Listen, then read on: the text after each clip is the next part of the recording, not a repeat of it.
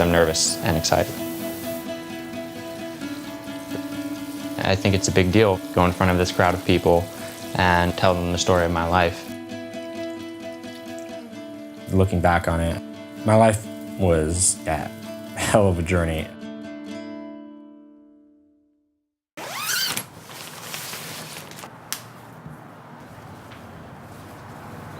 So, really quick, I gotta look up on YouTube how to tie a tie, because it's been too long and I've kind of forgotten. Generally, you want the wide end of the tie twice as long. That didn't happen correctly. After you do this, you want to take the wide end of the tie, and you want to take it.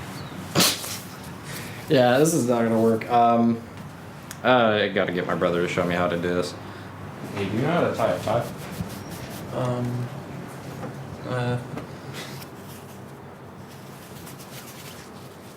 It's the other way, right?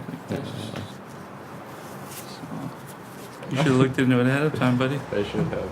Let me check it out.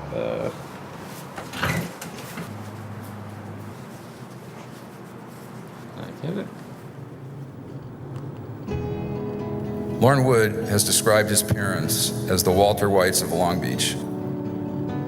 As a youngster, he was regularly in danger and was removed from his parents' home. This began a long and painful period in Lorne's life, which was filled with fear, sadness, and loss. Then Lorne began to turn his life around, and it started at Starview. Our nominee selection committee decided to award our Inspiration Award to Lorne. So firstly, I'd like to say it's a big honor to be here. It's been very built up, and it's I'm very excited about it. So here is my story. It's called A Knock at the Door.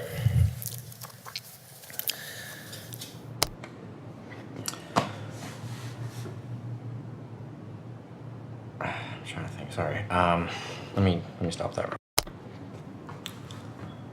So I have a brother, Anthony, who's also kind of like my best friend.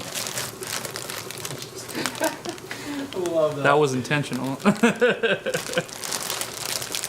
In our early days of foster care, we were together in our first group home. We had no clue how to react to losing our parents. Me and Anthony eventually got separated, which for me was it was like the hugest deal in the world.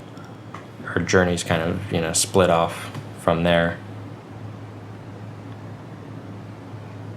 And, sorry. Eventually, my brother and I got separated, and this was when my true descent into depression began. I started isolating myself from the world, and many times I even wanted to kill myself. The only thing that kept me somewhat functional was that my team, Coral, Kenny, Frank, Lewis, came out to see me every week. One of the things that he struggled with is his mom. She would say she was coming over, and he would wrap his food up and save it for his mom. He'd wait for hours for her. And then a lot of times she just didn't come. She just didn't come over. His outlook on life was that he will be disappointed one way or another. Growing up in foster care is kind of dark, and you move around to all these placements, and you meet these people, but you never really get to know them. You gotta kind of lifelessly go to children's court, and they, kind of like you lost your family, but here's a teddy bear. When Starview comes along, and after that, it was, it was completely different. We were there to help him work through some of the stuff that came out as we worked with him. Sometimes we would just walk around the mall. We'd go eat most of the time. And I think it was just such a relief for him. There was no pressure. I think the hardest part about it was that I was kind of just thrown into random places and kind of left to fend for myself.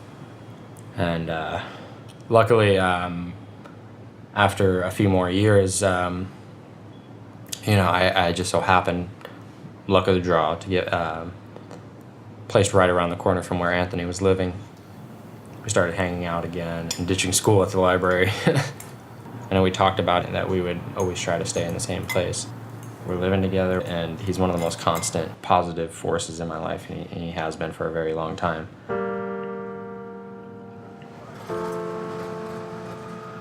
Eventually, I met my English teacher, who in a crowd of English teachers stands out. She was absolutely the coolest tattoo-clad educator I had ever met. She once said to me, "Just because you had a crappy childhood doesn't mean you have to have a crappy adulthood." And it honestly made me feel like perhaps I did have some power over what happened in my life. And one day, the topic of adoption came up. And so I asked her hypothetically if it would be ridiculous for her to adopt me. I think a part of me had said to myself, if I could take home any kid, it would be this kid. He just had so much potential and you could just tell he just wanted relationships and wanted to be heard and wanted to be a part of something and be recognized. Honestly speaking, like, you guys were the first adults who weren't getting paid to be there, whose opinion I, cherished a lot. I mean, that's the only reason I learned how to actually do homework. Remember when you sat there with, it was you and your mom trying to teach me. Essentially what it boiled down to was I was taking questions way too literally in my homework, so I wasn't getting anything done. You tend to do that with a lot of stuff. Well, yeah, Very I do. analytical person. Yeah. And because, I had that didactic kind of tendency to just Use words like didactic. use words like didactic, yeah. At that point when I was looking at him, he was a child that had been so detached when I first met him, and then to just come out and ask me, can I just come and live with you and your husband? I was really touched, and I think I almost felt obligated, not in a negative sense, but this is he's our responsibility. I owe him something. We owe him this chance. Yeah, so they all have they literally look exactly like the kids from Magic School Bus, but grown up. I know, yeah, you're not a big eater. But you just look healthier than It's been a long road with Lorne, and I always picture that first day that I walked into the house and saw him sitting on the couch to now. I'm Lorne Wood. I'm the peer training specialist for the training academy.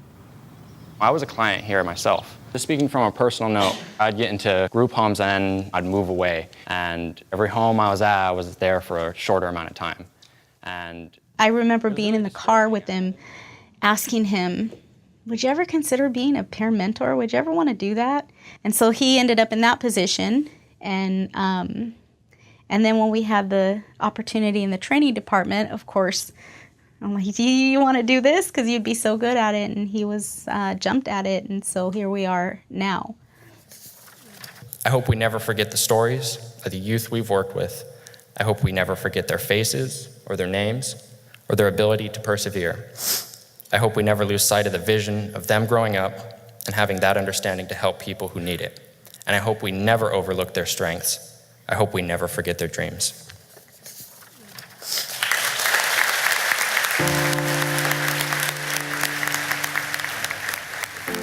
More than anything, what's made the hugest difference is the people who I've known. I'm just really grateful to have them here and to have them with me over the years.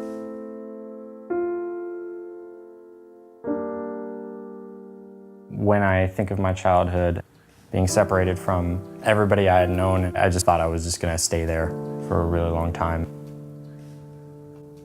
When I think of my life now, I feel like I have options in the world. Most of my life goes to being able to try things I feel like I've missed out on and live life the way I want to live it and the way that makes me happy.